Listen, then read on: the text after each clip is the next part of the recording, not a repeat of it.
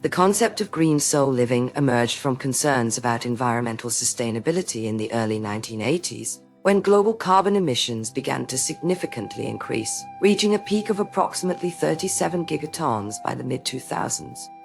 This period marked the beginning of widespread recognition that human activities were having an outsized impact on natural ecosystems and climate systems.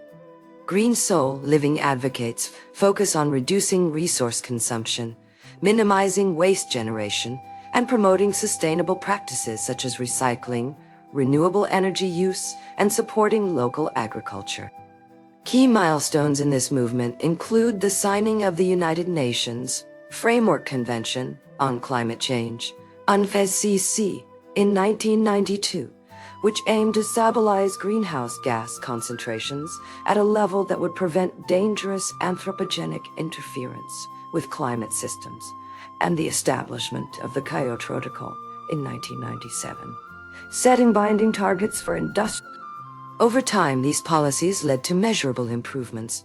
By 2050, carbon emissions from fossil fuel combustion have been reduced by approximately 40%, thanks in part to the global shift towards renewable energy sources such as solar and wind power, which accounted for about 30% of total electricity generation worldwide by that year.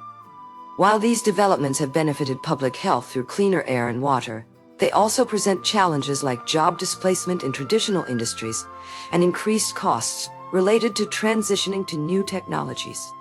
The long-term future looks promising with ongoing advancements in technology, aiding in the decarbonization process, although achieving global consensus remains a significant challenge for future climate agreements and policies.